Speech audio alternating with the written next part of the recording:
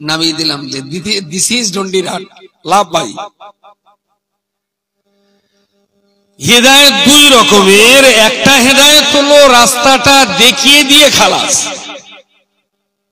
এটা আলেমদের কাজ। আর আল্লাহ যারে ইচ্ছা করবে গাড়িতে তুলে নিয়ে একদম ডন্ডিরহাটে পৌঁছে দেবেন। এরকম হেদায়েত পৃথিবীতে খুব কম লোকই পায়। বিশটা হাফি পেয়েছিলেন, একেবারেই মদের আড্ডা থেকে আবগারি থেকে তারে তুলে এনে হাসান বসরির দরবারে বসিয়ে তওবাতিল্লাহ পড়িয়ে আল্লাহর আরশের তার দৃষ্টিতে আনিয়ে দিয়ে আল্লাহ ওয়ালা বানিয়ে তবে তাকে ছাড়া হলো। তার মানে গাড়িতে তুলে ডন্ডিরহাটে নামিয়ে দেওয়া। আপনারা কোন হেদায়েত নেবেন? পুরো গাড়িতে উঠে ডন্ডিরহাটে যাবেন না লাঠি টুকে টুকে বসিরহাটে যাবেন? কথা বলেন, কথা বলেন। গাড়িতে উঠে যাবেন নাকি নিজের ইচ্ছা লাঠি ঠুকে টুকে একটু কষ্ট সৃষ্ট করে পৌঁছাবেন? নিজের ইচ্ছায়। কিন্তু এর ইচ্ছা বলে মনে হচ্ছে, এর মনে হচ্ছে গাড়িতে তুলে নিয়ে একবার জান্নাত পর্যন্ত পৌঁছে দেয়। সেরাম যদি ইচ্ছা হয় না, হতে পারে, হতে পারে, অসম্ভব আমি বলবো না। তাহলে আপনারা আবার কালকের থেকে মদ কাতিয়া মদ গাঁজা খেয়ে চুরুট হয়ে আবগারিতে পড়ে থাকবেন। আর ঘুরতে ঘুরতে দেখবেন কোথাও যদি কোরআনের একটা পৃষ্ঠা কাগজ টাগজ ছেঁড়া থাকে, পড়ে থাকে, আর এই কাল বৈশাখীর সামনে একটা সুযোগ আছে, বৈশাখ মাসে ঝড় ওঠে, আর ঝড়ের ঝাপটায় আমাদের মাদ্রাসারও কোরআনের পৃষ্ঠা একটা দাগ আরবি আসানার কোরআনের বইটা ছিঁড়ে টিড়ে আশপাশে পড়তে পারে। ওই তলটি তলতি যদি একটারাম ছেঁড়া বইপত্র পেয়ে যান, সেইটা তুলে দারুণ সুন্দর করে ঝেড়ে জুড়ে চুমুকে ঘরের একদম সবচেয়ে সম্মানের জায়গায় রেখে দেবে। আল্লাহ আবার এই যুগের হাসান বস্তিকে আপনার কাছে পাঠিয়ে দেবে। তাহলে গাড়িতে উঠে ডন্ডিরহাটে যাওয়ার নেশাটা ছেড়ে দিলে ভালো হয়, ও নেশাটা ছেড়ে দিলে ভালো হয়। আলেম ওলামাদের ডিউটি রাস্তার বর্ণনা বলে দেওয়া, আপনার ডিউটি হলো সেই রাস্তা ধরে গন্তব্যস্থলে পৌঁছে যাওয়া। যদি আলেম ওলামা আপনাকে রাস্তার গন্তব্যস্থলে যাওয়ার রুট ম্যাপ যদি বলে না দেন, তাহলে আলেম ওলামাদেরকে আল্লাহর কাছে জবাব দেওয়া লাগবে। আর যদি একজন লোক ধরে বলে দাঁড়াবে, একটু দাঁড়ালাম, কি ব্যাপার? বলছে ভাই আমি একটু ওই সজনে হাটকলায় যাবো, কিন্তু পথ তো চিনি না ভাই। আমি বললাম দেখো আমি ভূগোল পড়েছি, আমি ম্যাপ খুব ভালো জানি, গুগল ম্যাপ লোকেশনও আমি মোবাইলে ঘাঁটি, আমার 49,000 টাকার মোবাইল, আমি কিন্তু জানি কিভাবে সজনে হাটকলায় যেতে হয়। তা যেহেতু অনেক খরচা করে পড়াশোনা করেছি, আর 46,000 টাকার মোবাইল কিনে গুগল ম্যাপ দেখে তোমার পথ বলে দেবো, একদম এক চান্সে পৌঁছে যাওয়া। তবে এই পথটা বলে দেওয়ার জন্য আমার কিন্তু 49,000 টাকা নজরানা লাগবে। বুঝতে পারেন? ও জান্নাত চেনে, পুরো জান্নাতের দরজা পর্যন্ত আপনার পৌঁছে দেবে। দারুণ সুন্দর করে গুগল ম্যাপ লোকেশন দেখে দেখে একদম পুরো জান্নাতের ঠিকানা বলে দেবে। 49,000 টাকা ওর নজরানা লাগবে। বুঝতে পারেন? লোকটা চেনে না, আলিম হিসেবে সে দাবি করেছিলেন আমাকে একটু চিনিয়ে দেন। বললো না আমি ফাউ চেনাবো না, যেহেতু অনেক কষ্ট করে পড়াশোনা করা, তো আমার সেই পূর্ব দিনের মালের খেসারাত আদায় করতে হবে। এই যদি আলেমের চরিত্র হয়, আর ঠিক যদি এই রকম আলেমকে আল্লাহ যদি নবী বানাতেন, নবী নবী, তাহলে ওরে বলে দেওয়া হলো লা ইলাহা ইল্লাল্লাহ আনতা রাসূলুল্লাহ, ওর কলমা এটা যে আল্লাহ ছাড়া কোনো মাবুদ নেই আর তুমি আল্লাহর রসুল। ও তো ফুলে মোটা হবে, আমি আল্লাহর রসুল, তাহলে হ্যাঁ ফুলে মোটা হয়ে গেল। কোথায় গয়লা পদ্মরাস, তারপরে ওই সিডিল কাজ, সিডিল ট্রাইব, খ্রিস্টান হিন্দু সবাই এসে বললো গুরু আপনি তো এই কলমা প্রচার করে জান্নাতে যাবেন। ওই বললো হ্যাঁ জান্নাতে যাবো। তাহলে আপনার পেছন পেছন আমরা একটু জান্নাতে যেতে, যে কলমা একটু পড়িয়ে দেবেন। বলে শালা হার, আমি কত কষ্ট করে এই কলমা পাওয়া, আর আমি এই কলমা বলবো, তুমি সম্বন্ধে জান্নাতে যাবা, ফেলো 1.5 লাখ, তাহলে কলমা পড়িয়ে দেবো। বলেন যাদের টাকাই দরকার যারা টাকা ছাড়া আর কিছু চেনে না, সে যদি নবী হয় আর তার কাছে কেউ যদি কলমা পড়তে যেতেন, সে বিনা মানে কলমা পড়াতো। বোঝা যাচ্ছে নাকি? ফিতে জড়িয়ে যাচ্ছে। কত টাকাই দরকার। প্রিয় নবী মুহাম্মদুর রাসূলুল্লাহ সাল্লাল্লাহু আলাইহি ওয়াসাল্লাম বহু রাস্তা হেঁটে হেঁটে বিদিনদের কাছে দিনের দাওয়াত দিতে গেলেন। বহু রাস্তা পায়ে হেঁটে একজন মানুষের বাড়িতে যেয়ে বললেন, লা ইলাহা ইল্লাল্লাহ, এক আল্লাহ ছাড়া কোনো মাবুদ নেই, ওয়া ইন্নী রাসূলুল্লাহ, আল্লাহ পাক আমাকে নবুয়ত দান করেছেন, আমি আপনার উপকারের জন্য বলছি, আপনিও দিনের এই কলমাটা স্বীকার করে নিন, আপনি ইসলামের ভিতরে প্রবেশ করুন। ওই লোকটা আমার নবী মুহাম্মদুর রাসূলুল্লাহকে প্রশ্ন করলেন, ও মুহাম্মদ, আব্দুল্লাহর বেটা মুহাম্মদ, এত রাস্তা পায়ে হেঁটে আপনি আমাকে দিনের কলমা পড়াতে এসেছেন, আমাকে কলমা পড়িয়ে দেওয়ার বিনিময়ে আপনাকে কি ধরনের রোজের দাম দিতে হবে? অনেক কষ্ট করে তো এসেছেন, এই রোদে বৃষ্টিতে ভিজে কষ্ট করে এসেছেন, রোদে পুড়ে বৃষ্টিতে ভিজে। আমার ভালো লেগেছে, আমি কলমাটা পড়বো, তা আপনারই প্রচার করা, কষ্ট করে কলমা আমাকে দিয়ে যাচ্ছেন, তার বিনিময়ে আপনাকে কি দিতে হবে? ঠিক একই প্রশ্ন করা হতো মুসা কালিমুল্লাহকে, একই প্রশ্ন করা হতো নবী নূহ আলাইহিস সালামকে, একই প্রশ্ন করা হতো নবী দাউদ কিংবা সুলাইমান আলাইহিস সালামকে। পৃথিবীর প্রত্যেকটা নবী এবং রাসূল তারা এই প্রশ্নের মুখোমুখি হতেন। অনেক কষ্ট করে দূর দারাজ থেকে যে যখন কলমা শোনাতেন, তো সমকালীন যুগের মানুষেরা তারা জানতে চাইতেন, তুমি তো কষ্ট করে এসেছো ভাই, বহুত কষ্ট হয়েছে, তা তোমার কাছ থেকে কলমা আমি নেব, তা তোমার কি দিতে হবে, কি নেবে তুমি? আল্লাহ পাকের কোরআন পরিষ্কার তার সাক্ষী হয়ে দাঁড়িয়ে আছে।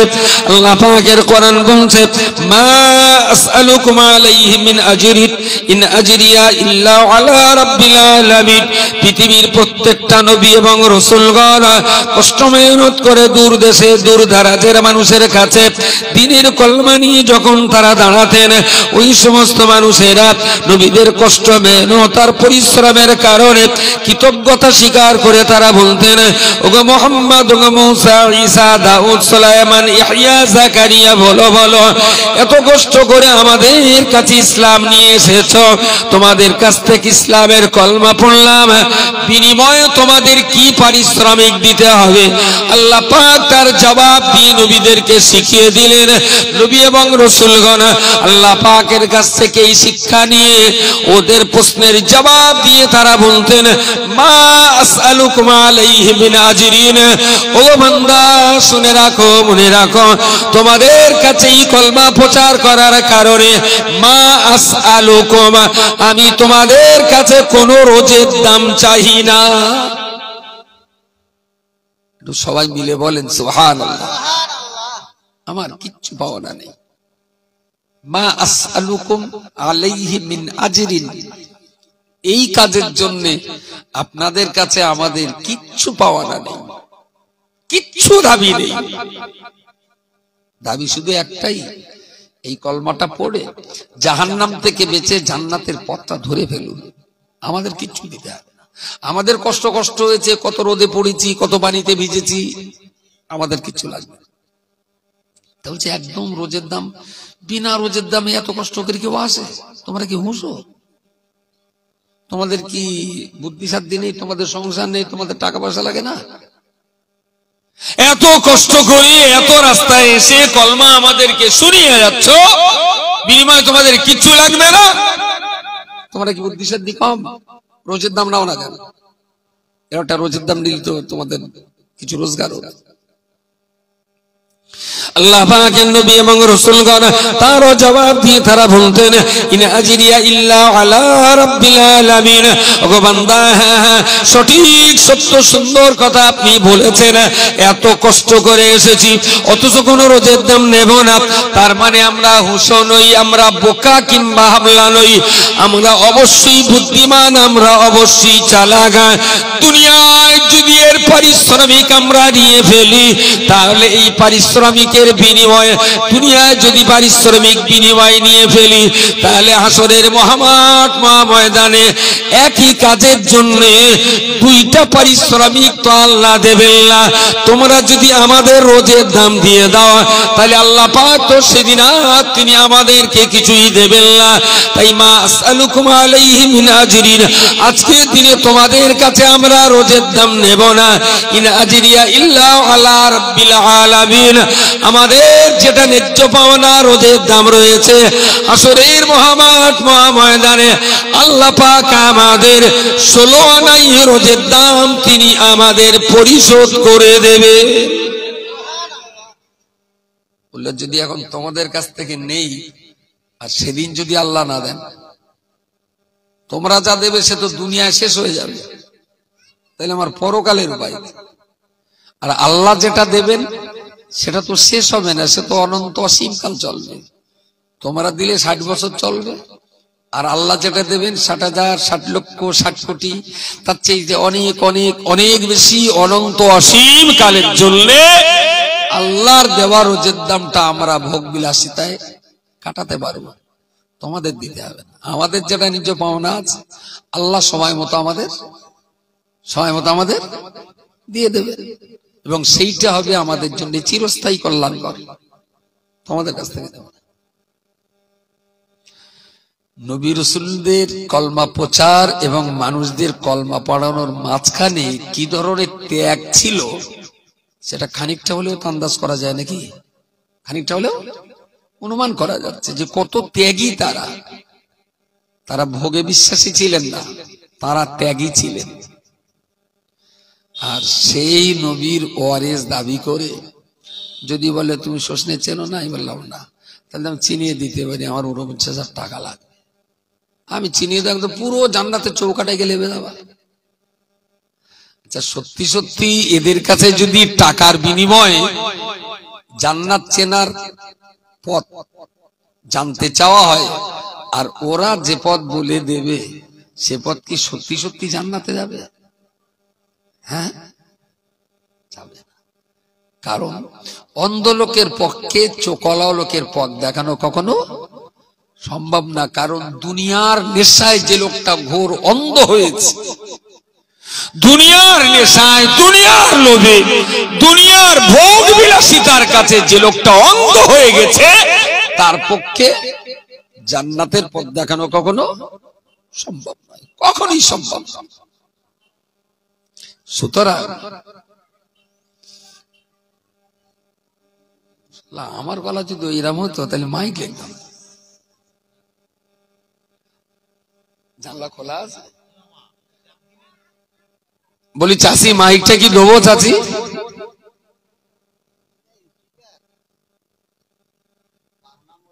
বলি ও চাচি মাইকটা পাঠাবো?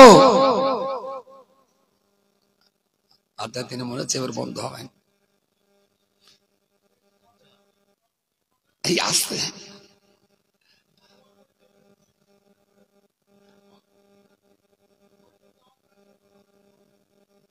আর বলতে পারে থাক, এবার চুপ করে থাকবেন, আরো অসুবিধা ফিরে আসেন। তো মায়েদের বলছি প্লিজ কথাগুলো আপনারাও শোনেন। হয়তো পয়সা লাগে না তাই বলি কি একদম বেকার, তাই না? আবার এখনকার না এরকম একটা পরিস্থিতি এরকম যে একেবারে সোনা যদি কম দামে দেন না, বলবে রোল গোল্ড, বুঝতে পারেন? আবার রোল গোল্ড যদি বেশি দামে বাজারে তোলেন, হয়তো ভাববে খাঁটি সোনা। খাঁটি সোনা না হলে এত দাম বেশি। আসলে আমি তো আর বিপিএল কোম্পানির প্রোডাকশন মাল, এটা মনে করতে হয়তো ঘুষো চিংড়ে ও যাবাকে বকে। আবার যদি এখানে 45,000 হাইব্রিড মাল একটা গন্ডার এনে যদি অস্কর্তি দেওয়া হয়তো, একে গালে শালা গাছ সমের কদালকাদি সব খেয়ে পারবে। ওইরা বলি হয়তো আবার শুনতো যে দামি জিনিস একটা এই যায়, চুপচাপ শোন। যেটা আমি বলছিলাম, তো সাধারণ পাবলিক তারা জান্নাতের পথের পরিচয় জানতে চাইতেই পারে আলেমদের কাছে। আলেমদের ডিউটি উইদাউট এনি কস্ট আম পাবলিকের পথটা চিনিয়ে দেওয়া, এটা আলেমদের ডিউটি। কোন আলেম যদি সেখানে পয়সা ছাড়া পথ চেনাতে না চায়, তাহলে নিশ্চয়ই সেই আলেমটা সততার উপরে দাঁড়িয়ে নেই, তার জন্য তাকে জবাব দিতে হবে। বাকি যারা বিনা চুক্তিতেই পথটা চিনিয়ে দিল, এইভাবে যাও, এখান থেকে এই দিক, এখান থেকে বাম, তারপরে সোজা, তুমি ষষ্ঠী আটকলায় পৌঁছে যাও, যাও বাবা, এটা আলেমের ডিউটি জানিয়ে দেওয়া। যদি সে না জানায় কৈফিয়ত তিনি দেবেন আল্লাহর কাছে। এবারে সাধারণের ডিউটি হলো ওলামা সমাজ যেভাবে পথের নিশানা বলে দিয়েছেন, আমাদেরকে সেই নিশানা অনুযায়ী টুকটুক টুকটুক করে চলতে থাকতে হবে। তাহলে দেরিতে হলেও একটা টাইমে আমরা গন্তব্যে পৌঁছে যেতে পারব। কিন্তু মানুষ যদি, আপনারা যদি ইচ্ছা শক্তি আপনাদের ভিতরে না থাকে, চাহিদা যদি আপনাদের ভিতরে না থাকে, তাহলে যত ভালো আলেমই পথ দেখাক না কেন, তাতে কিন্তু আপনার উদ্দেশ্য সফল হবে না। আপনার ইচ্ছাটা থাকা চাই। আমার না একটা বিরাট দোষ আছে, এই গাঁ গ্রামে বোঝাতে গেলে মুফতি সাহেব খুব ভালো ওয়াজ করেন, সেটা নিঃসন্দেহে কোরআন হাদিস দিয়ে।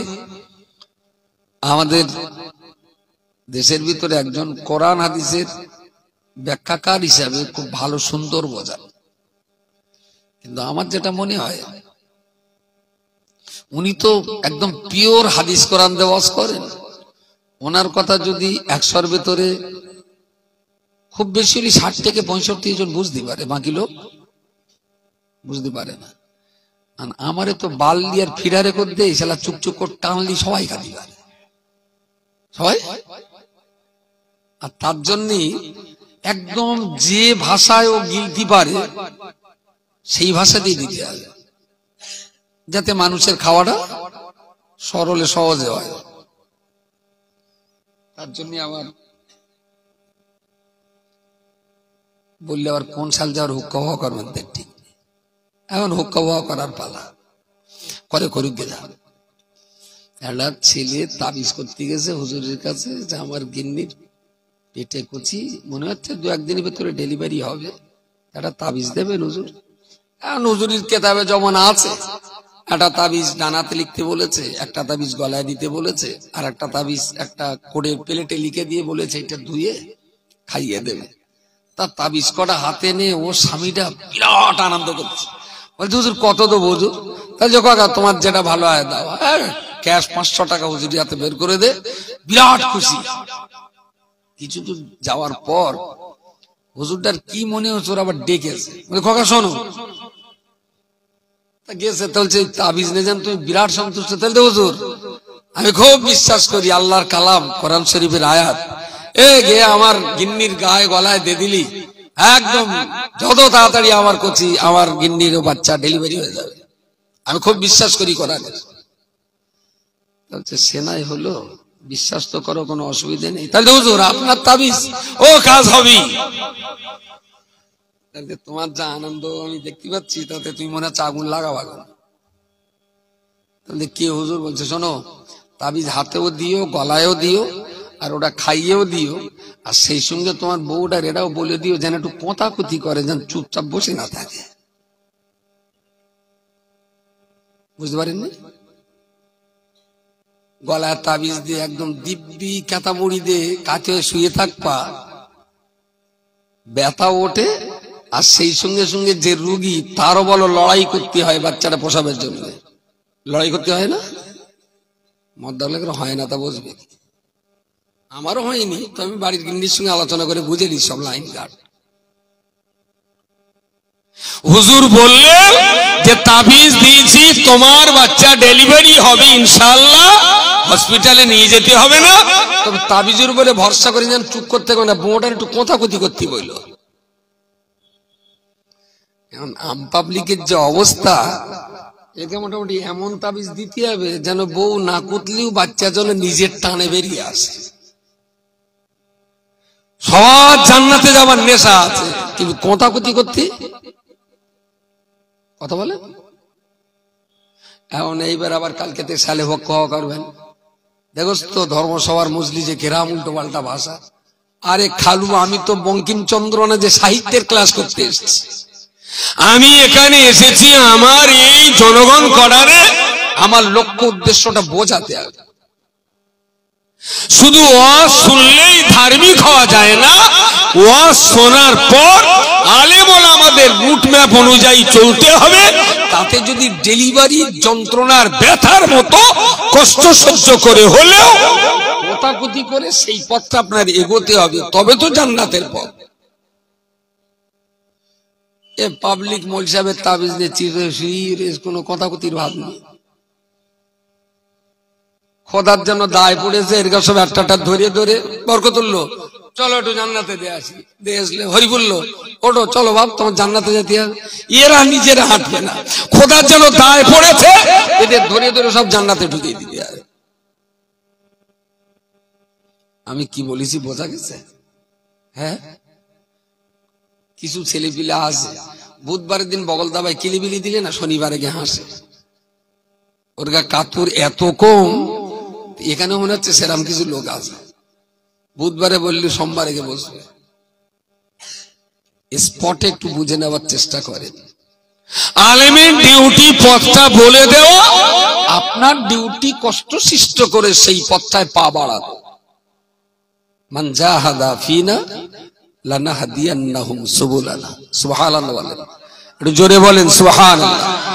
আল্লাহ পাক রব্বুল আলামিন কোরআনুল কারীমের অপর জায়গায় বলেছেন, রে পৃথিবীর মনুষ্য জাতি, মান জাহাদা ফিনা লানাহদিয়ান্নাহুম সুবুলানা, যে বান্দা চেষ্টা করে আমি আল্লাহর দরবারে পৌঁছানোর জন্য, যে বান্দা চেষ্টা করে জান্নাতের পথটা ধরার জন্য, মান জাহাদা ফিনা, যে বান্দা চেষ্টা করেন আল্লাহ ওয়ালা হওয়ার জন্য, লানাহদিয়ান্নাহুম সুবুলানা, আমি রব্বুল আলামিন আল্লাহ ওই বান্দার জন্য আমার সমস্ত রাস্তা উন্মুক্ত করে দিই। জোরে বলুন সুবহানাল্লাহ। জাহাদা ইজাহাদু, চেষ্টা করা, মেহনত করা, প্রচেষ্টা চালিয়ে যাওয়া। কেউ যদি আল্লাহর পথে আল্লাহ ওয়ালা হওয়ার জন্য চেষ্টা চালায়, আল্লাহ বলেছেন আল্লাহ ওয়ালা হওয়ার যতগুলো রাস্তা আছে সমস্ত রাস্তা আমি তার সামনে উন্মুক্ত করে দিই। বলুন সকলে সুবহানাল্লাহ। আল্লাহ ওয়ালা হওয়ার জন্য পথ একটা না। এখান থেকে বসিরহাটে যাওয়ার রাস্তা কি একটাই? চৈতলে যাওয়ার রাস্তা কি একমাত্র একটাই? ডন্ডিহাটে যাওয়ার রাস্তা? আমি মেন রাস্তা দিয়ে গেলে দেখলাম রাস্তা খোঁড়া, গাড়ি যাবে না, যেতেই হবে। আবার 4 জায়গায় ফিরিয়ে কিছু দূর গিয়ে দেখলাম রাস্তা শুরু। আমি বললাম 4 সেকেন্ডে থাক ভাই, অটো এলে যাবি? হ্যাঁ।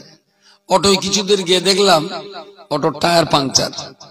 ভাই আমার যেতেই হবে, কিন্তু অটো আর গেল না। আমি পাশের ইঞ্জিন ম্যানেজার ডাকলো, ভাই একটু দিয়ে আসবা। তা বলছে আমার বল তেল কম আছে। আমি যা আছে চল। কিছু দূর গিয়ে দেখি তেল ফুরিয়ে গেল। পথচারী একজন যে চল বাইক না, হলো ভাই তোমার বাইক একটু আমার বসে আটলে দেবা, আমি তোমার 100 টাকা দেবো। ভাই গেল বলে হ্যাঁ। উঠে কিছু জাতি যে সে বাইক গেলা করলো অ্যাক্সিডেন্ট, টাকাও গেল, পৌঁছানো হলো না।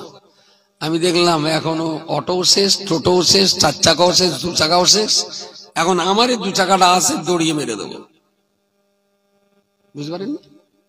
যদি মনে করি যাব তো যাবই, বাই হুকর বাই ছলে বলে কলে কৌশলে যাব তো যাব। মাসুদুর রহমানের 2 পা কাটা ছিল কিন্তু, তাই না? মাসুদুর রহমান ইংলিশ চ্যানেল, হ্যাঁ 2 পা কাটা ছিল। এখান থেকে বলেছিল আমি ইংলিশ চ্যানেল পার হব। কত কিলোমিটার? 17 না কত কিলোমিটার? 17 কিলোমিটার। একটা নদীর, একটা সাগরের চওড়া। 2 পা কাটা, বললাম ইংলিশ চ্যানেল পার হব। তার 2টো হাত দিয়েই হালের মতো করে পানি বেয়ে মাসুদুর রহমান ইংলিশ চ্যানেল পেরিয়ে বিশ্বকে দেখিয়ে দিয়েছিল যে যদি মানুষ জেদ করে এটা করব তো মানুষ করেই ছাড়ে। আর আপনাদের ঠ্যাং কাটানা, পা কাটানা, আঙুল কাটানা, জিভ কাটানা, একটু জেদ হয় না যে কোরআনটা পড়েই ছাড়বো? এটা নামাজ পড়ে। সেই জন্যই তো বললাম যে শুধু তাবিজ কবজের ভরসায় থাকলে হবে না, একটু কথাকথি করতে হবে। ঈশার নামাজ পড়ে আপনি কি কামাই করেন আমার একটু বলবেন? আধ ঘন্টা মিনিট বসা যায় না? যা লিখবে তেসে একটু পড়ি, হুজুরের কাছে, মসজিদের ইমামরা আছে তার কাছে একটু পড়ি। আমরা কি বড্ড ঠকাচ্ছি বলে মনে হয়? আমরা আপনাদেরকে প্রতারণা দিচ্ছি বলে মনে হয়? বলছি দাঁড়িয়ে কেন শোনা, ভিতরে এসো, অনেক সময় দাঁড়িয়ে এসো, ভিতরে এসো। এরাও সেরমাটাতে কেঁতাটাতে দেয় না, সব সময় না এক সাইডের দিকে একটা কেঁতাটাতে বিছিয়ে দেবেন ভিআইপি গেস্টের জন্য। গ্রামের জামাই টামাই যারা থাকে বসে। মান জাহাদা ফিনা লানাহদিয়ান্নাহুম সুবুলানা, যারা চেষ্টা করে আল্লাহ ওয়ালা হওয়ার জন্য, আল্লাহ ওয়ালা হওয়ার যতগুলো রাস্তা আছে আল্লাহ বলেছেন সমস্ত রাস্তা আমার বান্দার জন্য আমি উন্মুক্ত করে দিই। আরো একবার বলুন সুবহানাল্লাহ। বসিরহাটে যাওয়ার রাস্তা একটা না, বারাসাতে যাওয়ার রাস্তা একটা না, অনেক অনেক রাস্তা আছে। যদি মনে করি যাব তো চলেই যাব, যত বাধাই হোক না কেন। সমস্ত রাস্তা যদি বন্ধ হয়, মাঠ ফাঁকা আছে, তাই না? মাঠতে চলে যাব। আরে সময় একদিনে হয় 3 দিন লাগবে, কিন্তু যাবো তো যাব। যদি জেদ থাকে, লড়াই করবার মতো যদি মানসিকতা থাকে, আমি বলছি আপনি সফল হবেন। সফলতা আপনার জন্য হাতছানি দিচ্ছে, কিন্তু আপনার ভিতরে ইচ্ছা শক্তি কতটা আছে, জয় পরাজয় নির্ভর করবে আপনার ইচ্ছা শক্তির উপরে। ভিতরে যদি ইচ্ছা শক্তি না থাকে, তাহলে কিন্তু আপনি একটা জায়গায় ফেলি, কখনোই আপনার দ্বারাতে সেই লক্ষ্য উদ্দেশ্য সফল করা সম্ভবপর হবে না। আমরা এই ছোট্ট গ্রামটাকে, এই গ্রামের বেশ কিছু ভাইরা মিলে আজ কটা বছর ধরে তারা চেষ্টা চালিয়ে যাচ্ছে। এরা কিন্তু একেবারে বোকা না, এরা একেবারে অশিক্ষিত না, সমাজের প্রতি এদের একটা দায়বদ্ধতা আছে। এরা সেটা হাড়ে হাড়ে উপলব্ধি করেছে, তাই তারা একটু কষ্ট মেহনত করছে, যে যাতে করে গ্রামের আর বাকি যারা আছে তাদেরকেও যাতে শিক্ষার আওতায় আনা যায়, তার জন্য তারা লড়াই সংগ্রাম করছে। আচ্ছা, যারা এই প্রতিষ্ঠানটার দেখভাল, পরিচর্যা, পরিচালন ব্যবস্থার দায়িত্বে যারা আছে, এরা অভাব অনটনের দায়ে কোনোদিন গ্রামে কি কারোর কাছে বলেছে যে 10টা টাকা দাও একটু চা খাবো? কোনোদিন চেয়েছে বিক্রি করেছে খাওয়ার জন্য? কেউ চায় না। আল্লাহ রহমতে এদের পরিবারে যা আছে, দুবেলা দুবাটা ডাল ভাত এরা পায়, এবং সে সচ্ছলতা আল্লাহ তাদের পরিবারে দিয়েছেন। তাহলে পেটে খাওয়ার জন্য কখনো হাত পাতেনি, সংসারে তাদের সেই পরিমাণ অভাব নেই, কিন্তু এর পরেও তারা আপনাদের দুয়ারে দুয়ারে হাত পাতে না? পাতে না। কিসের জন্য পাতে? প্রতিষ্ঠানের জন্য পাতে, শিক্ষার জন্য পাতে। যে ঘরটা যদি আমরা ঠিকঠাক তৈরি করতে পারি, শিক্ষকদের বেতন যদি সময় মতো দিয়ে যেতে পারি, মেঝেটা যদি ভালো করে করতে পারি, জায়গাটা তো খুব কম, যদি আর একটা জায়গা আমরা কিনতে পারি, বা আরো একটু বড় বিল্ডিং যদি করতে পারি, আরো অনেক বাচ্চাকে পড়াতে পারবো, অনেক মায়েরা পড়তে পারবে, অনেক বৃদ্ধ মুরব্বীরা পড়তে পারবে। তার এই চেষ্টাটা চালিয়ে যাচ্ছেন। আপনাদের উচিত হলো, বাংলায় একটা কথা বলে, হয় মোড়ল হতে হবে, না হলে মোড়লের ছত্রছায়া থাকতে হবে। বুঝতে পারেন? হয় মোড়ল হতে হবে, না হলে মোড়লের ছত্রছায়া আমাদের থাকতে হবে। এদের যদি নেতৃত্ব আর ভুল হয়, আপনি চলে আসুন, আপনি নেতৃত্ব দেন, আমরা আপনার পিছনে থাকি। আর যদি মনে করেন না ওরা নেতৃত্ব দিচ্ছে, ঠিকই আছে, তাহলে ঠিক আছে, আমি ওদের সমর্থনে থাকি। ভাই তোমরা যেভাবে চালাচ্ছ, বাহ সুন্দর চলছে, আমরা আছি তোমাদের পিছনে, বলো কি করতে হবে। কিন্তু কাজটা সবার, কাজটা শুধু কমিটির নয়, কাজটা শুধু গ্রামবাসীর নয়। যারা মেইনটেনেন্স করছেন তাদেরও যেমন দায়িত্ব নেতৃত্ব চালিয়ে যাওয়া, যারা সাধারণ জনগণ আছেন সমর্থক, তাদেরও দায়িত্ব তাদের পিছনে সমর্থন জুগিয়ে দেওয়া,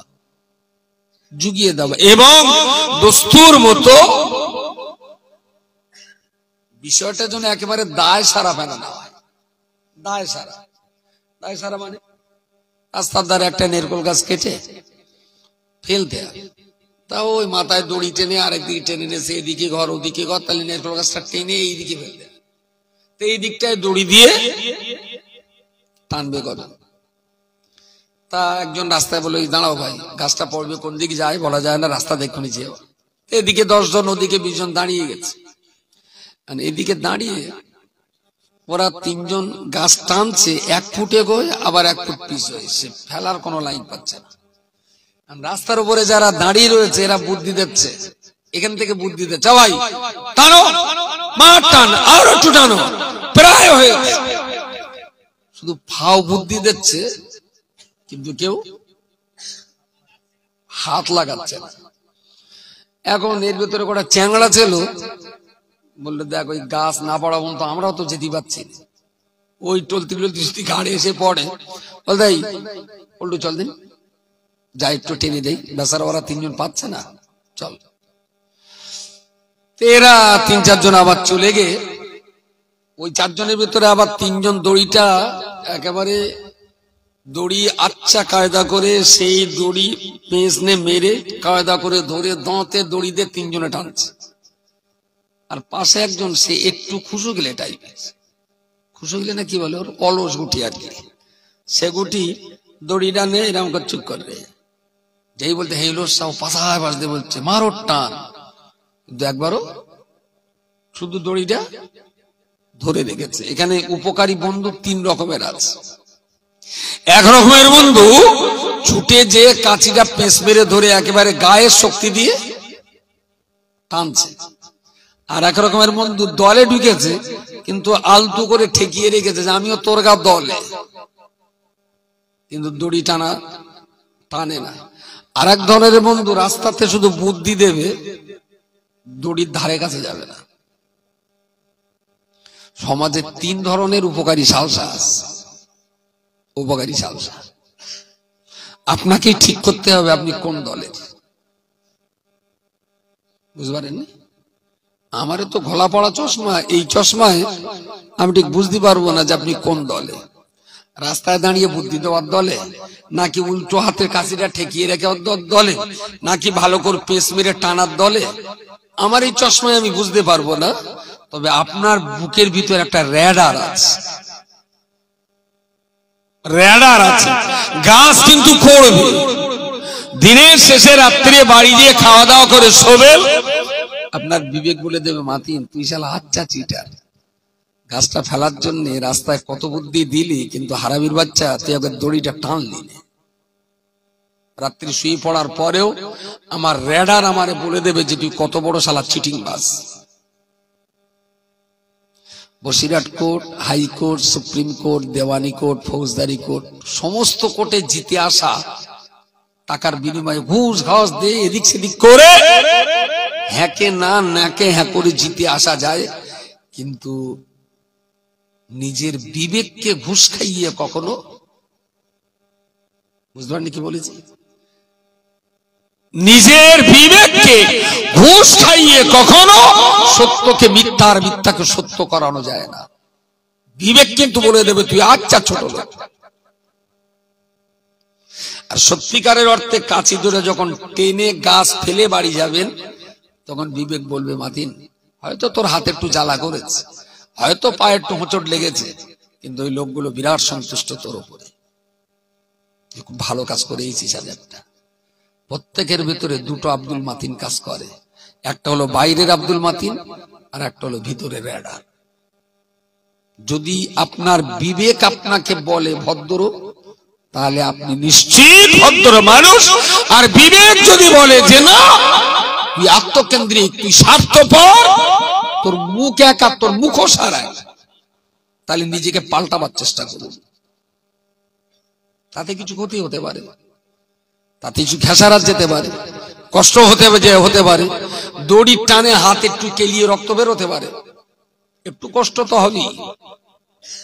বাচ্চাটা ডেলিভারি হবে, একটু কথাগতি করতে হবে না, সহজে সহজে হয়। প্রিয় শ্রোতা মণ্ডলী, আমি এত সময় ধরে বলতে বলতে শেষ কথা আপনাদেরকে এটাই বলবো, এই গ্রামটা সুন্দর করার জন্য সবাই কোরআন শিখবে, সবাই স্কুলে যাবে, মা চাচিরা তারাও পড়বে, বয়স্ক বৃদ্ধ মুরব্বীরা তারাও পড়বেন। আমাদের নওজওয়ান যুবক ছেলেরা অত্যন্ত গরিবতার ভিতর দিয়ে কেউ বা সেলাই কাজ করেন, কেউ বা হকারি করেন, কেউ বা দিন মজুর, কেউ বা ফেরিওয়ালা, যিনি যে কাজ করছেন করুন, হালাল রোজগারে রোজগারের পথটা কখনোই যেন বন্ধ না হয়, হালাল রোজগার করতে থাকো না। আর ওই রোজগার আর কাজকর্ম করে যেতে যেতে দিনের শেষে একটা টাইমে অবশ্যই আলিম উলামাগণ যে পথ আপনাকে দেখিয়ে দিয়েছেন ওই পথটায় ধীরে ধীরে আপনি হাঁটতে শিখুন। সময় আছে আপনারা, আপনি চেষ্টা করলে সময় আছে, সেই সময়টুকু অপচয় নষ্ট না করে একটু দিনের জন্য কাজে লাগান, গ্রামের জন্য একটু কাজে লাগান, এই সমাজটার কল্যাণের জন্য আপনারও 10টা মিনিট সময় কোরবানি দেওয়া হোক, একটু কাজে লাগান প্লিজ। আমি ঠিক এই ধর্মসভার পক্ষে আমি না, বিশ্বাস করুন, কারণ ধর্মসভা দিয়ে কোন জাতিকে কখনো পাল্টানো যায়নি, কখনো পাল্টানো যায়নি। এই জন্যই যায়নি, নামাজ এক ওয়াক্ত নামাজ কাজা করলে 2,88,00,000 বৎসর জাহান্নামের আগুনে পড়তে হয়, এক ওয়াক্ত নামাজ কাজা করলে। আমাদের এই গ্রামে এখন অনেকে আছে যারা 5 ওয়াক্ত নামাজ পড়েন না, কেউ সপ্তাহে পড়েন, কেউ 2 ওয়াক্ত পড়েন, যে কখন পার পড়ে কখনো ছাড়ে।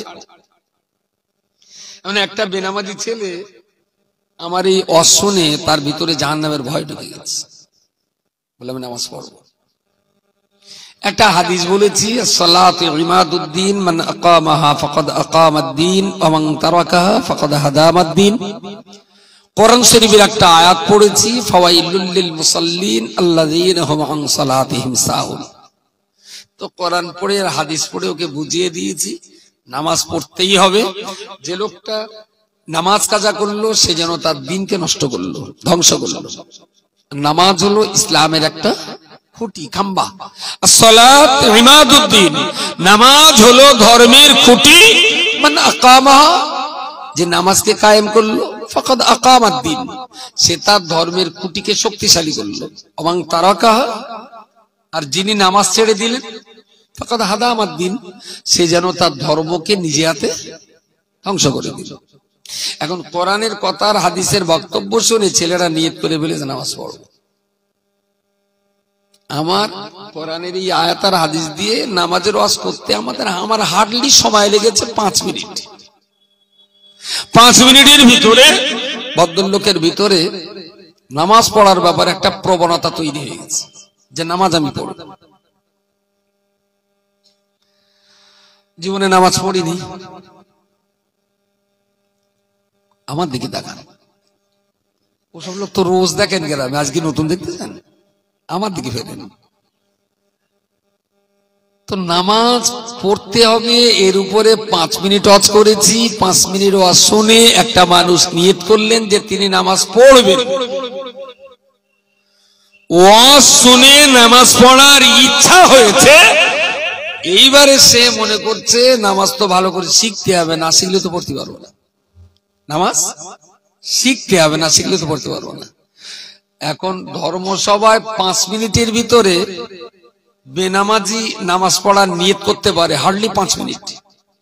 কিন্তু এই লোকটা যদি সুন্দর করে নামাজ পড়তে চায়, তাহলে 5 মিনিটের ওয়াজ শুনে নামাজ পড়তে গেলে, এখন নামাজ যদি শিখতে হয় ক মিনিট লাগবে টোটাল ওর নামাজ শিখতে? 10 মিনিট, 15 মিনিট, কত? 6 মাস তো যাবেই ভালোভাবে। যদি 1 ঘন্টা করে দিনও দেয়, তাও 6টা মাস তার লাগবে নামাজের সবকিছু পূর্ণাঙ্গ রূপে শিখতে। তো ধর্মসভায় যে ওয়াজটা 5 মিনিটে হয়, সবার বাইরে সেই ধর্মটা শিখতে যায় 5 মিনিট, আপনার 5 মাস 6 মাস। ধর্ম শুনতে যদি 5 মিনিট শুনতে হয়, তাহলে 5 মিনিটের ধর্ম শুনে কাজে লাগাতে গেলে 6 মাস ধর্ম শিখতে হয়। তো মুসলিম কমিউনিটিতে আমাদের বাঙালি মুসলমানদের যে হাল, এরা সারা রাত ধরে ধর্ম শুনবে, কিন্তু প্রতিদিন 8 ঘন্টা করে ধর্ম শিখবে না। বুঝতে পারেননি? এরা ধর্ম শোনার রেকর্স, কিন্তু ধর্ম শিখতে কলেরা হয়। কারো কলেরা, কারো টঙ্কারা, কারো পক্ষঘাত, কারো প্যারালিসিস, কত রকমের অভিযোগ। কি কিন্তু সভা দেন বিরাট সভা শুনলেন, বিরাট শুনলেন। আচ্ছা, সভা শুনে কি সত্যি সত্যি ধার্মিক হওয়া যায়? সভা শুনে আর কি কখনো ধার্মিক হওয়া যাবে না।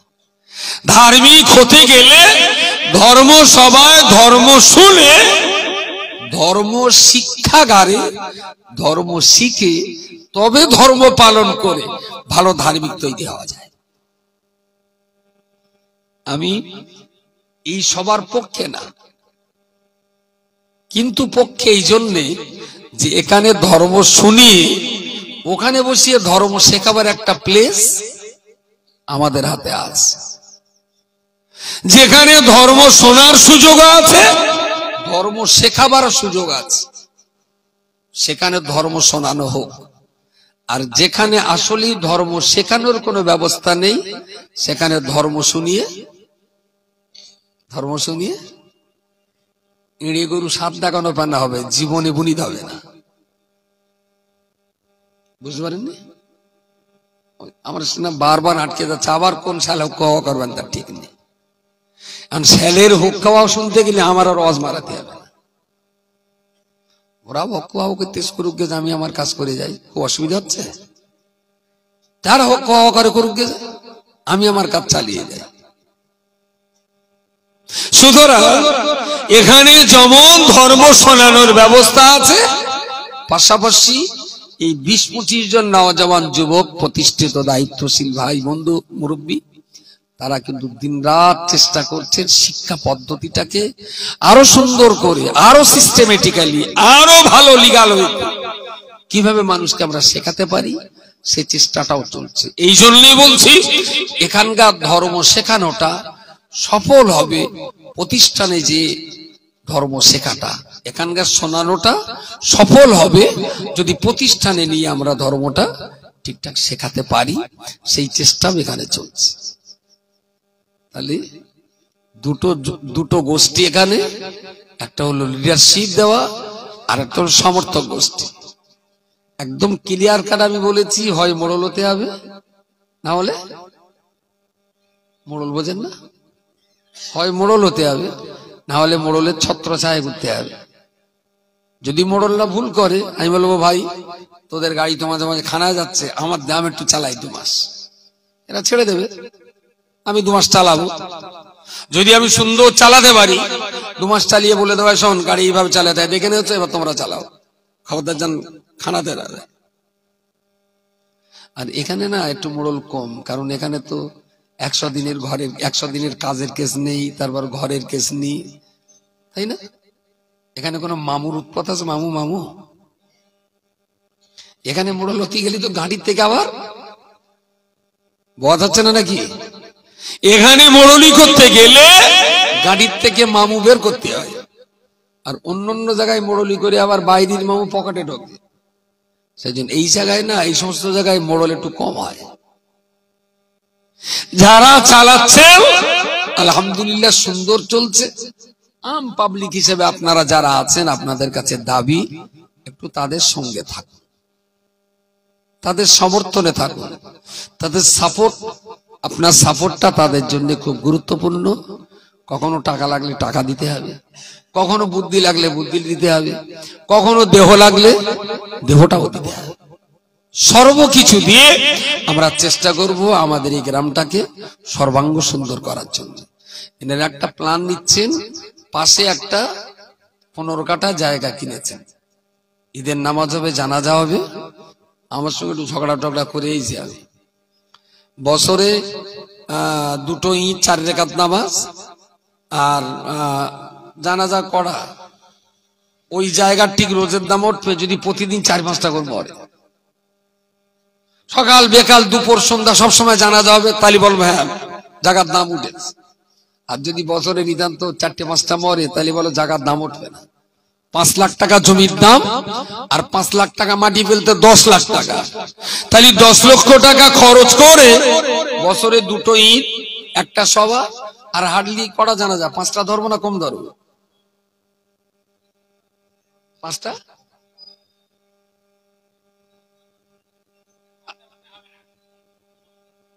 4-5টা, এই সপ্তাহে 4-5টা গেলে এসব লোক থাকে এখানে? বছরে? আচ্ছা, কেউ বলেছে 10টা, কেউ বলেছে 2টো, আমি মোটামুটি 7টা ধরে নিই। তাহলে বছরে 7 দিন জানাজা হবে, 2 দিন ঈদ হবে, আর একটা ধর্মসভা হবে। টোটালে ওই মাঠটা ব্যবহার হলো কদিন? 10 দিন। এই গ্রামে একটা লোক দেখেন, অনলি 1 পারসন, যে 10 লক্ষ টাকা কোন জায়গায় খরচা করে বছরে 10 দিন কাজে লাগায়। যে কোনো একটা মানুষ দেখেন যে 10 লক্ষ টাকা কোন জায়গায় ইনভেস্ট করে মাত্র 10 দিন কাজে লাগায় বছরে। গ্রামের কোন লোকের এরকম দোকান আছে যে 10 লাখ টাকা দিয়ে দোকান করে 10 দিন দোকান খোলে? তাড়াতাড়ি বলেন। 10 লাখ টাকা দিয়ে একটা গাড়ি কিনে বছরে 10 দিন চালায়। 10 লাখ টাকা দিয়ে একটা বউ কিনে এনে 10 দিন তার কাছে থাকে।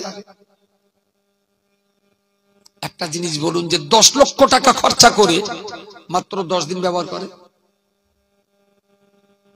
হ্যাঁ, তা 2 বছর মানে 20 বছর, 20 দিন।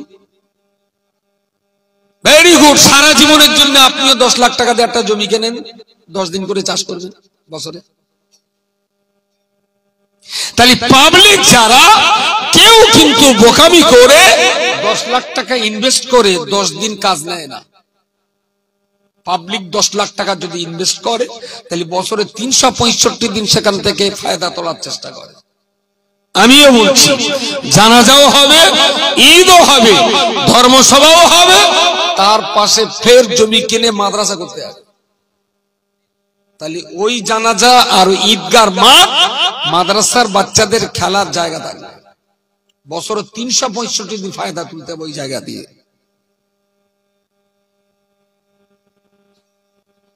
কি বলিস পাওয়া যায়নি? তবে 365 দিন ফায়দা ওখান থেকে উঠবে। আমি শুধু ওই জানাজার ঈদের জন্য 365 দিন ফেলে রাখার পক্ষে আমি না। আর যদি মনে করেন না ভালো, তাহলে আপনিও একটা জমি কিনে ফেলে রাখেন, বছরে 10 দিন চাষ করবেন।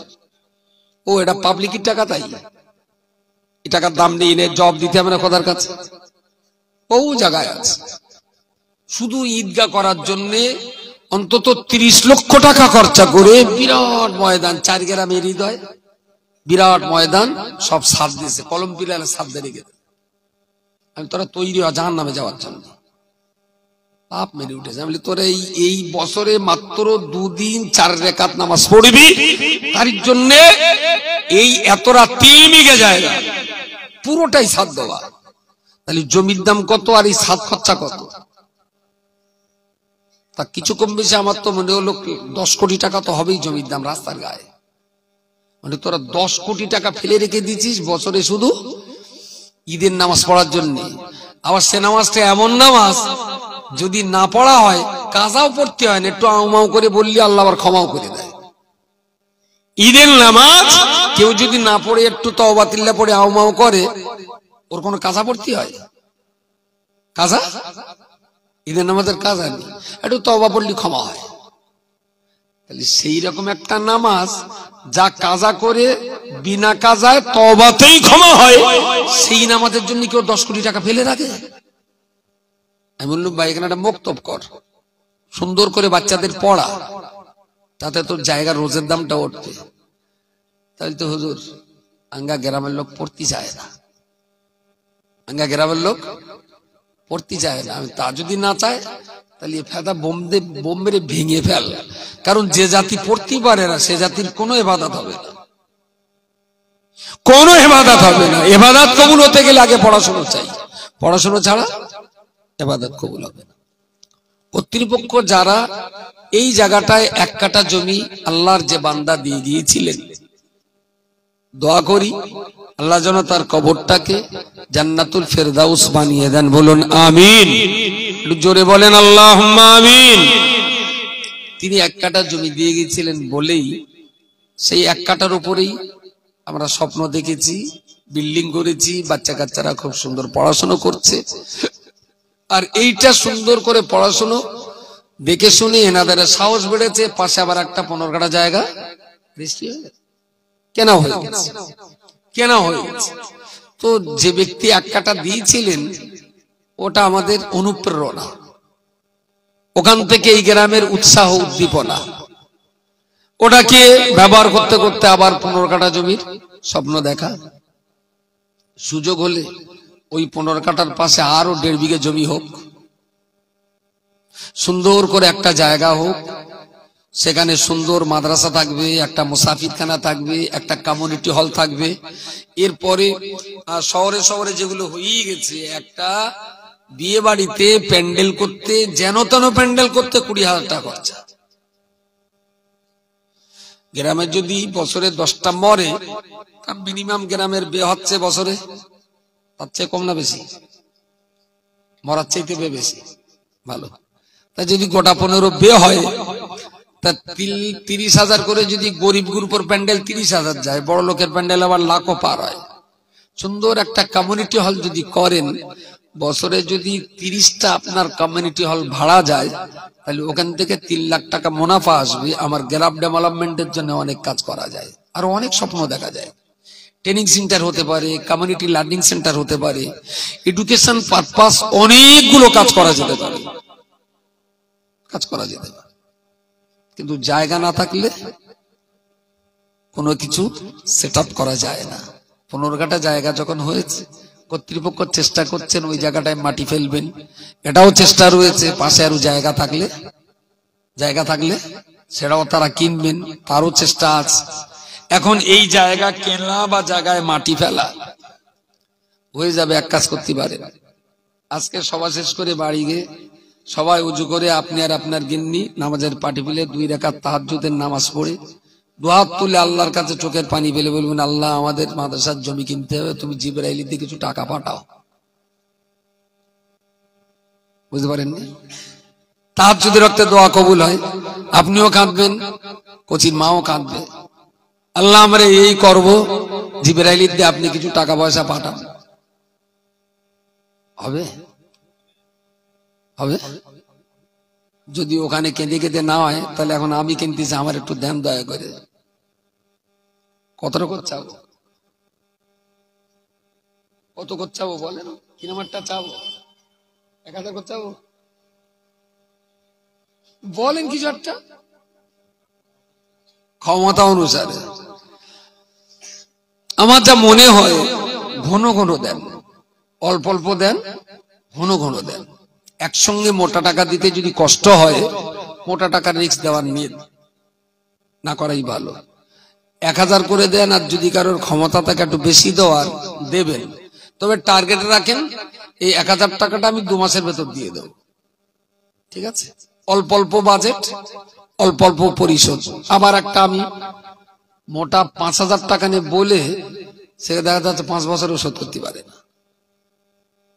1000 টাকা করে 1 মাস 2 মাসের ভিতরে শোধ করে দেন, দিয়ে আবার একটা কোনো প্রোগ্রাম অনুষ্ঠান টান করে আমরা আবার হাত পাতবো, আপনি আবার 500 টাকার প্রতিশ্রুতি দেন, আবার 1-2 মাসের ভেতরে দিয়ে দেন।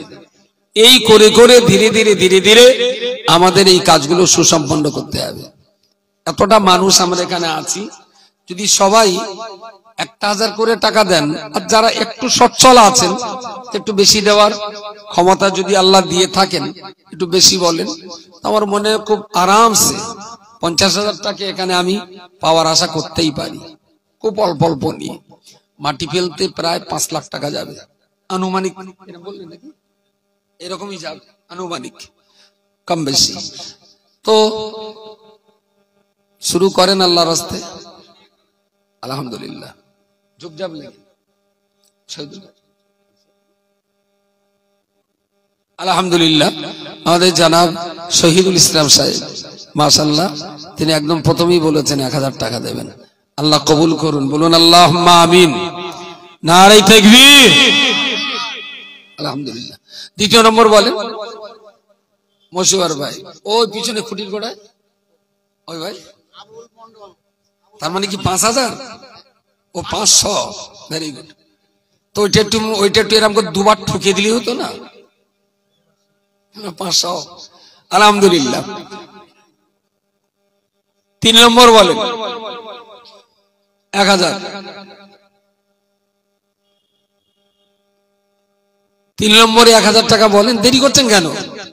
তাহলে কি দড়ি কি এরম করে রেখে দেবেন সারা জীবন? জনাব জোহর আলী মোল্লা, আলহামদুলিল্লাহ, তিনি তৃতীয় নম্বরে 1000। জনাব আব্দুর রউফ সাহেব 4 নম্বরে 1000 টাকা দেবেন। আলহামদুলিল্লাহ, নারায়ে তাকবীর। মুরব্বি কত বলছেন? মুরব্বি আমাদের জনাব আবু বকর সাহেব, উমরাকারী ভাই, আমার শহীদুল ভাই উমরা করে এসেছেন। দোয়া করেন আল্লাহ যেন হজ করবার সুযোগ নসিবে কবুল করেন, বলুন আমিন। 4 জন হয়েছে। 5 নম্বর বলেন 1000। 5 নম্বরে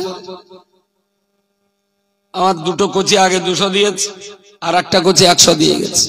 আল্লাহ কবুল করেন, বলুন আল্লাহুম্মা আমিন। 5 নম্বরে 1000 একদম খাস করে এই মহল্লার মানুষ যারা আছেন তারা বলেন। 5 নম্বর যে আমি তো আশা করেছি 50টা অন্তত 1000 করা হবে। মানে যা মনে হচ্ছে এবার জাকাতের টাকা এসব একটু হাড়োয়া এলে যায়, জামিয়া এলে যায়, এবার মনে হচ্ছে জাকাত এদিক ওদিক কালেকশন করে এখানে পাঠাতে হবে।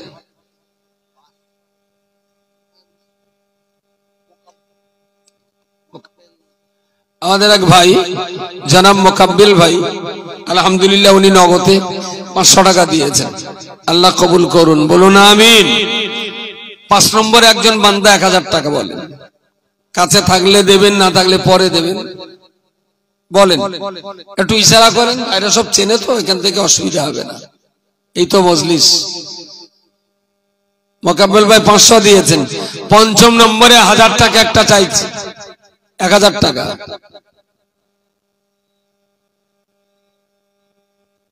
শিগগিরই বলেন। নাজিমউদ্দিন এসেছে? নাজিম না এসছেন তো এসছে, ডাকেন তো। 5 নম্বরে বলুন, দেরি করছেন কেন? এত বড় একটা কাজ করবো, তার টাকা লাগবে না? তাহলে কি তাহাজ্জুদে কাঁটার দলে? তাহলে তাহাজ্জুদে বসে বসে কাঁদতে হবে আর বলতে হবে আল্লাহ জিবরাইল দিয়ে ফেটকে দাও।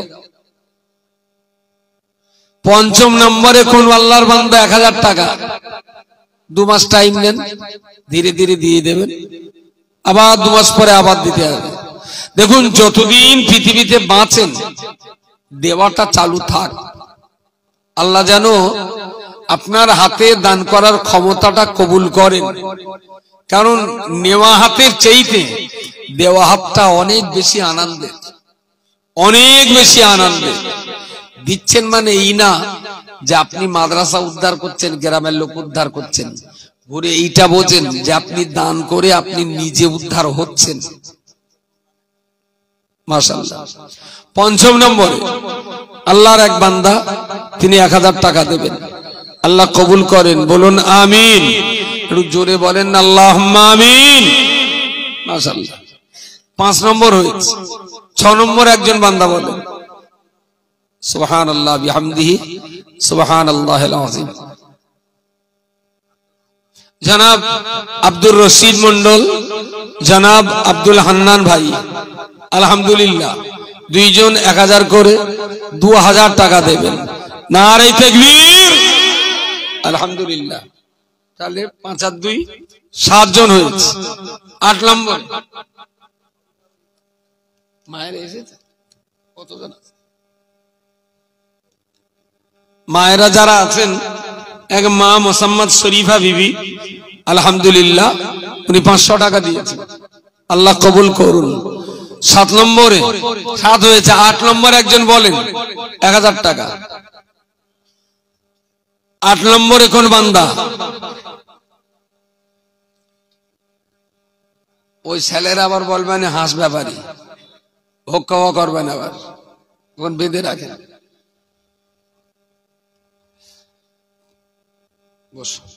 8 নম্বরে কোন বান্দা? 1000। 8, 9 আর 10, 3টে আমি নিয়ে বিদায় নেব। তারপরে নাজিমউদ্দিন এসেছেন, ওয়াজ নসিহত করবেন। 8ম নম্বরে 1000।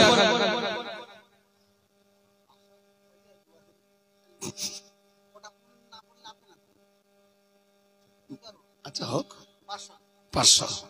কি ভাই নাম? মোহাম্মদ হারুন আর রশিদ, আমার ওই ভাই হাঁসও আপনার নাকি? বাহ, হাঁসও দিয়েছেন আর 500 টাকাও দেবেন। দোয়া করেন আল্লাহ কবুল করেন। আর যে ডোবের হাঁস, সেই ডোবে যেন আল্লাহ হাঁস মুরগিতে বরকত দেন, বলুন আমিন। কিন্তু আমার কাছে যা খবর আছে, সামনে সাড়াসাড়ির গণ উপলক্ষে ভান্ডারের টাকা তো ডবল করেছে।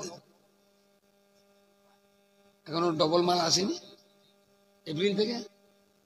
ও, তার মানে সেই খেজুর গাছ কেটে তারপর নল গিয়ে তাই রস দেবে, না দেবে না।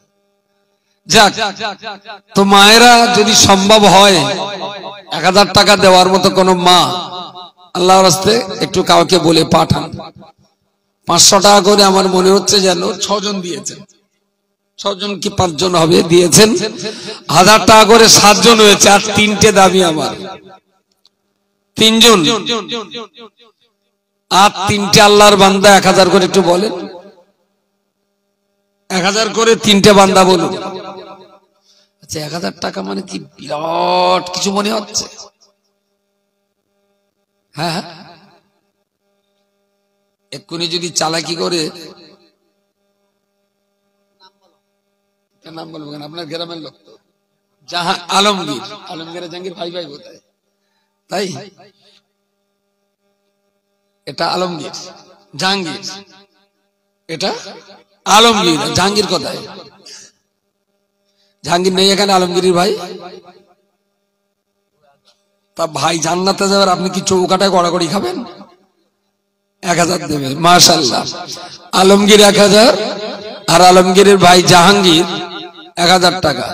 আল্লাহ কবুল করুন, বলুন আমিন। নারে তাকবীর, নারে তাকবীর। মাশাআল্লাহ, জাযাকাল্লাহ। আল্লাহ হায়াত দারাজ করুন, সবাই শান্তিতে স্বস্তিতে থাকুন। 9 জন হয়েছে। 10 নম্বর একটা বান্দা আব্দুল সত্তার ভাই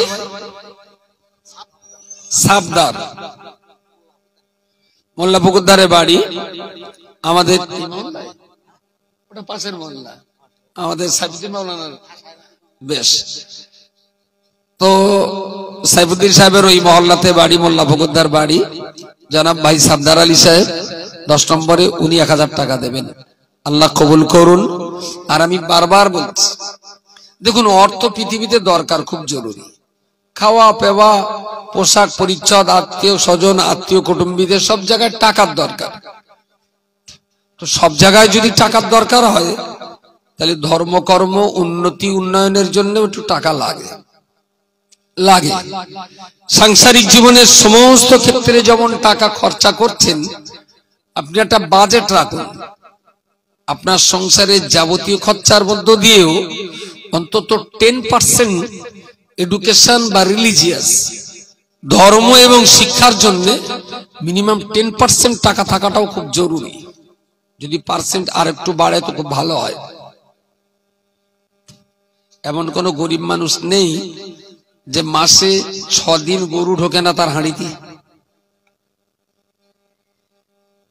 এরা মনে হচ্ছে বড্ড বেশি বললাম না কম বললাম?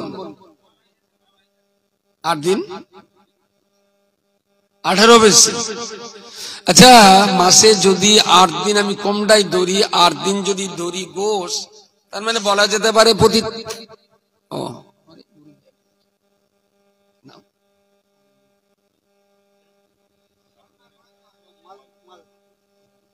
জনাব আব্দুল মাজেদ ঘরামি ভাই, আলহামদুলিল্লাহ। জাতে ঘরামি না বংশে ঘরামি? ঘরামি, কেটা বললো ঘরামি? গাজী, তা ঘরামি বললো কেডা? ও আপনি বলেছেন, ও আব্বা ঘরামি ছিল। আব্দুল মাজেদ গাজী ভাই 11 নম্বরে 1000 টাকা দেবে।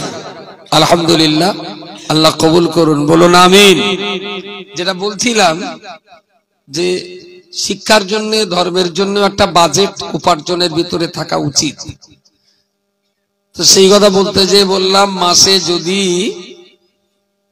8 দিন গোশ হয়, তার মানে 3 8 24 গড়ে প্রতি 4 দিন অন্তর 1 দিন গোশ গড়ে। তার 4 দিন অন্তর যদি 1 দিন গোশ খেতে হয়, তো 4 থেকে 6 জনের ফ্যামিলিতে 1 কেজির নিচে আর হয় না। তার মানে মাসে 8 দিন যদি গোশ খান তাহলে মিনিমাম 1200 থেকে 1600 টাকা গোশে যায়। শুধু 12 থেকে 1600 টাকা গোশে যায়।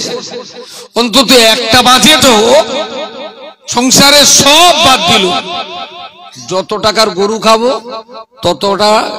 তত টাকা শিক্ষা ধর্মের জন্য বাইরে রেখে দেবো। যদি গরু 500 টাকা খাই তাহলে মসজিদের জন্য 500 রাখবো। যদি গরু 1000 টাকা খাই তাহলে মাদ্রাসার জন্যও, যেটা প্রতিশ্রুতি দিলেন। বুঝলেন? মোহাম্মদ রবিউল ইসলাম ঢালি আলহামদুলিল্লাহ উনি 1000 টাকা দেবেন। ভাইয়ের যেটা 1000 টাকা প্রতিশ্রুতি দিয়েছেন ওটা ঠিক মেরে দেন।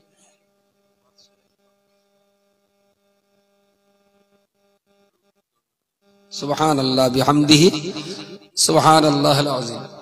জনাব মরহুম বাদশা গাজী এবং জনাব মরহুমা নূর জাহান বিবি, এনারা 2 জন কবরস্থ ইন্তেকাল হয়ে গেছেন। তাদের রূহের মাগফিরাতের জন্য তাদের পরিবারের কোন সদস্য তাদের 2 জনের মৃত্যু পরবর্তী কবরের জীবনের উন্নতি, কঠিন জাহান্নাম থেকে নাজাত পাইয়ে আল্লাহ যেন দয়ার জান্নাত তাদের নসিবে দান করেন, এই শুভ কামনা করে তাদের বংশের কেউ 2 জনের নামে 5-5 10,000 টাকা দেবেন। আল্লাহ কবুল করেন, বলুন আমিন। সেই সমস্ত মৃত আত্মাদের রূহগুলোকে যেন আল্লাহ মাকামে আলা ইল্লিনে থাকার জায়গা করে দেন, বলুন আল্লাহুম্মা আমিন। এবং পরিবারের পক্ষ থেকে যারা এই দানের জন্য এগিয়ে এসেছেন আল্লাহ তাদের জীবন জিন্দেগিটাও যেন ঈমান ও ইসলামের উপরে আমরণ ইস্তেকামাত রাখেন, বলুন আল্লাহুম্মা আমিন।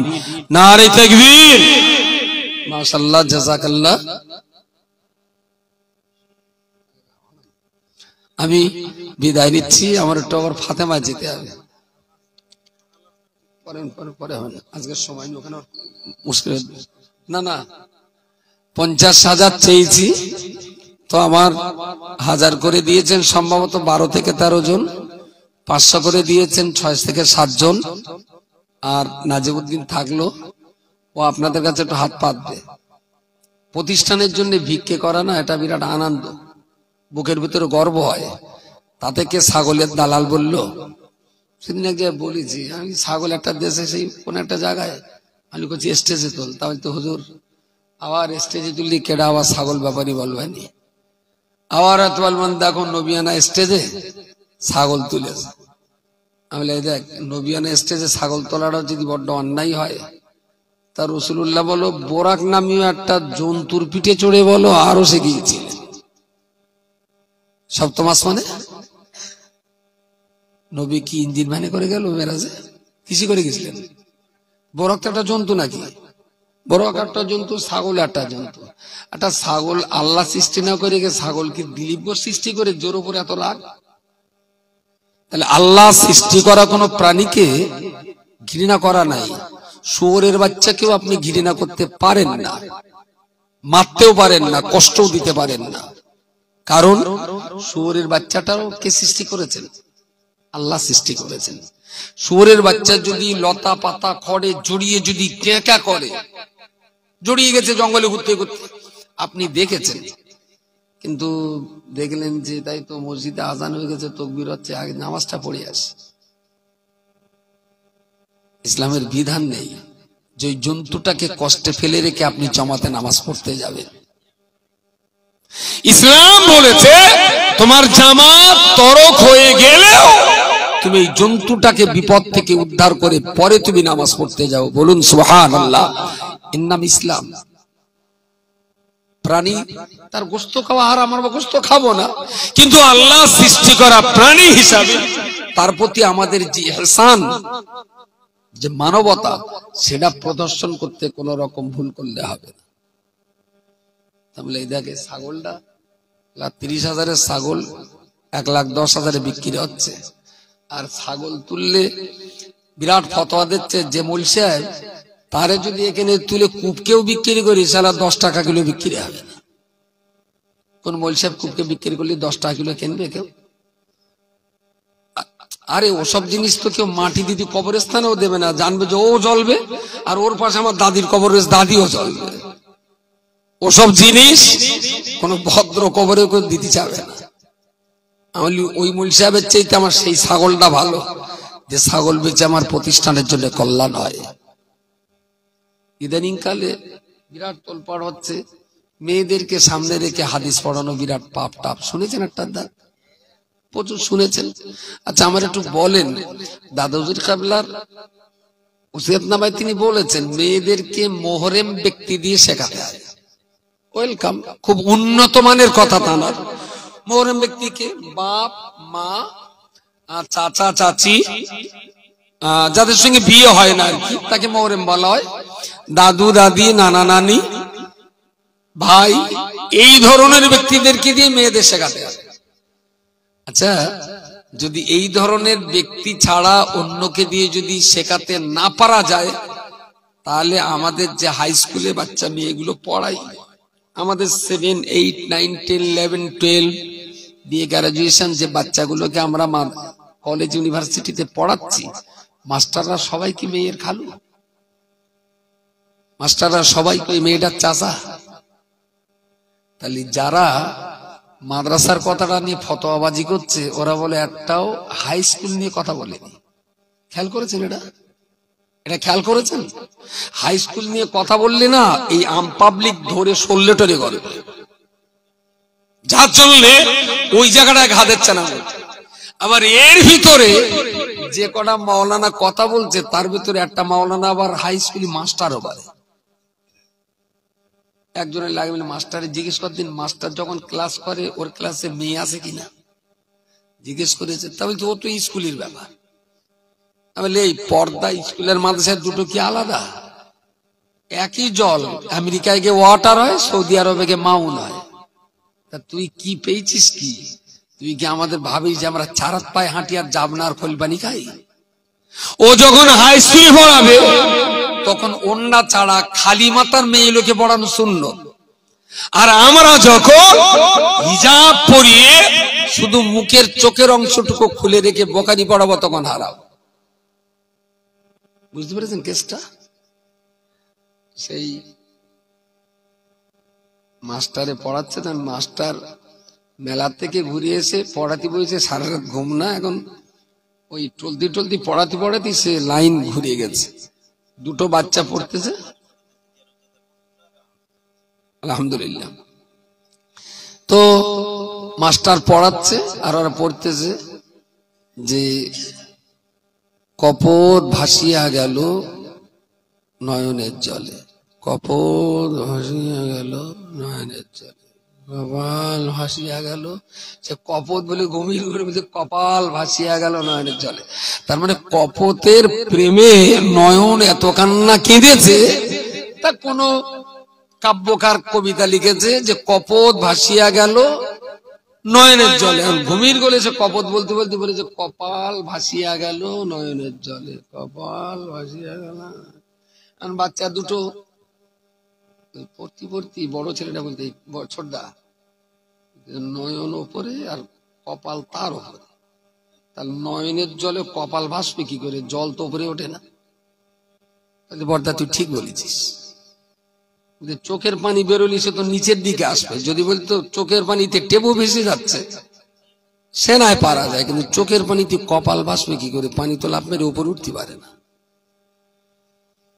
তা ছোট ওরা দুই ভাই এক হয়ে গেছে।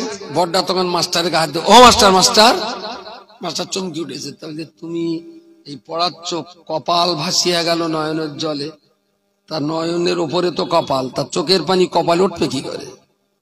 মাস্টার বুঝতে পেরেছে এই নালিশ যদি ওর বাপের কাজ করে তাহলে আমার প্রাইভেটে বেলি কাটায় যাবেন, আমার আর পড়াতে হবে না জীবনে।